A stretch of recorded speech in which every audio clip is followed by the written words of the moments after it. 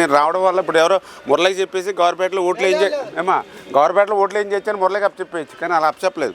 నేను కూడా మీ కష్టాలు చూడాలి, నేను చూడాలి కాబట్టి కదా చెల్లిని చూశాను, చెల్లి ఇల్లు చూశాను. మీరు అడగక ముందే మీరు లోపల ఉన్నప్పుడే చెప్పాను మీ తాటకిలో ఉండిపోయింది చేయించి పెట్టాలని. ఏందమ్మా అంటే ఇప్పుడు ఇస్తున్నారు కానీ 1,80,000 కూడా సరిపోవట్లేదు. అది కూడా ఏంటంటే ఒక వాయిదా ఎత్తున ఒక వాయిదా ఇవ్వట్లేదు, అప్పులు పాలు అయిపోతున్నారు. ఎవరికైనా ధైర్యం చేసి ఇల్లు ఇప్పేసుకోమని చెప్పడానికి కూడా మా ధైర్యం సరిపోవట్లేదు. ఇప్పుడు మేము ఇల్లు ఇప్పేయమంటాను 30,000 పడుతుంది, తర్వాత అమౌంట్ పట్టలేదు, అప్పుడు మళ్ళీ నన్ను చెప్పి ఇప్పేస్తారు. రేపొద్దు నాకు ప్రభుత్వం కదా గట్టిగా ఇప్పిందామంటే, అందుకని ధైర్యం చేసి ఇప్పించలేకపోతున్నాం. రేపొద్దు మన ప్రభుత్వం కాబట్టి పైన ఇక్కడ నేను ఉంటాను, పైన నేను ఉంటాను కాబట్టి నిన్ను ధైర్యంగా ఇప్పేవా కట్టు అని చెప్తాను, నువ్వు కట్టుకుంటాం.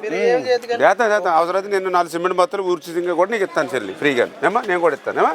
ఏది మిమ్మల్ని అప్పులు పాలు అవ్వకుండా కట్టించాలని అంతే అమ్మా తమ్ముడు. ఎందుకంటే మాకు కూడా బాధ కలుగుతుంది మీలాంటి ఇల్లులు చూస్తాయి. మేమేందుకు పేదల మనిషి, నేను కూడా ఉన్నది కరెక్ట్ అంతేనే, నేను పేదల మనిషినే, మిగిలిన కష్టపడేవాడిని నేను.